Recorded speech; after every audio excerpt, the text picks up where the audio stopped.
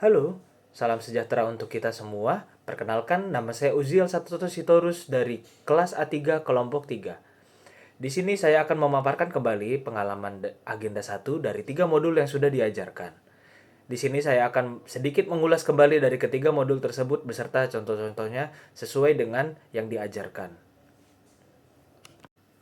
Yang pertama adalah wawasan kebangsaan dan bela negara.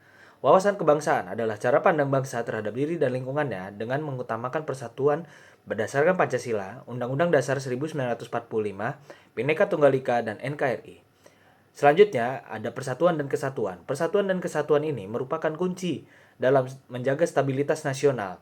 ASN harus berperan aktif menjaga integritas bangsa karena berdasarkan UU ASN, mereka adalah pelayan publik sekaligus perekat NKRI. Dan yang terakhir adalah bela negara. Bela negara ini bukan hanya dalam arti fisik atau militer, tetapi mencakup disiplin, kepedulian, kejujuran, kesiapsiagaan, jasmani, mental, serta kesetiaan pada bangsa dan negara. Yang kedua adalah konsep bela negara dalam CPNS. Di sini ASN diwajibkan menanamkan nilai-nilai bela negara dalam keseharian. Yang pertama, cinta tanah air. Yang kedua, kesadaran berbangsa dan bernegara. Yang ketiga, setia pada Pancasila dan Undang-Undang Dasar 1945. Yang keempat, rela berkorban demi bangsa. Dan yang terakhir adalah kemampuan awal bela negara dalam bentuk fisik, mental, maupun sosial. Nah, contohnya dalam sehari-hari adalah disiplin kerja, solidaritas, kepemimpinan, kejujuran, kepedulian sosial, serta menjauhi sikap malas, apatis, egois, dan koruptif. Yang ketiga adalah analisis isu kontemporer. Isu kontemporer ini adalah masalah aktual yang hangat diperbincangkan dan berdampak luas. Misalkan, korupsi, narkoba, radikalisme, hoaks, cybercrime, bencana banjir, hingga penyalahgunaan kekuasaan. Nah, di sini kita diajarkan beberapa klasifikasi yang bisa menjadikan isu kontemporer. Di sini ada current issues, emerging issues, potential issues. Current issues adalah masalah yang sedang ramai dan butuh penanganan segera. Emerging issues, masalah yang baru yang mulai muncul di publik.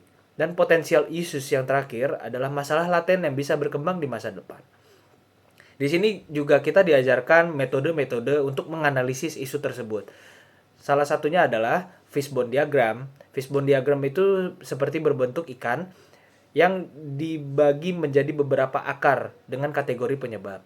Selanjutnya ada USG, urgency, seriousness, dan growth. Itu yang berarti menilai tingkat kepentingan isu. Yang ketiga adalah SWOT analysis. SWOT analysis ini menilai kekuatan, kelemahan, peluang, dan ancaman. Yang terakhir, metode terakhir ini yang dinamakan McNamara Theory. Di sini adalah menetapkan solusi alternatif strategis. Yang keempat adalah kesiapsiagaan bela negara atau biasa kita sebut KBN. KBN ini bisa kita latih melalui olahraga. Olahraga itu adalah kesehatan jasmani. Yang kedua adalah olah rasa. Olah rasa ini dapat menciptakan solidaritas, kebersamaan, dan cinta bangsa. Selanjutnya, olah pikir. Olah pikir ini dapat mengolah etika, kepemimpinan, disiplin, dan kerjasama. Dan yang terakhir adalah olah spiritual.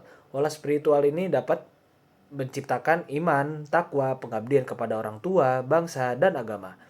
Manfaat KBN ini bisa mendapatkan membentuk disiplin, jiwa kepemimpinan, mental tangguh, sikap jujur, adil, peduli, serta semangat patriotisme. Dan yang selanjutnya adalah Rencana Aksi Bela Negara atau RABN. Di sini peserta CPNS, khususnya saya, wajib menyusun rencana aksi selama masa habituasi 30 hari. RABN memuat kegiatan nyata yang mencerminkan nilai bela negara seperti kerja bakti, penguatan disiplin, kampanye anti hoaks, atau kegiatan sosial.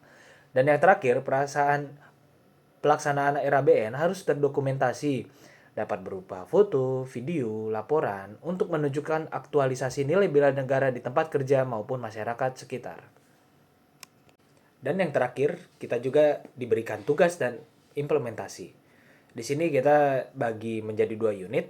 Yang pertama, individu. Individu itu kita membuat rangkuman modul, praktik PBB, upacara, serta membuat video implementasi wawasan kebangsaan, bela negara, dan sakri.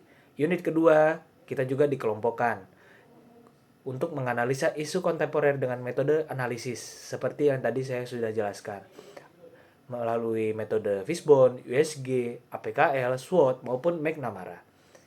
Outputnya di sini agar CPNS menjadi ASN yang kompeten, adaptif, kolaboratif, dan berintegritas tinggi dalam menjaga persatuan dan melayani masyarakat. Sekian dari presentasi saya. Mohon maaf apabila ada kesalahan kata. Salam sejahtera untuk kita semua. Bye-bye.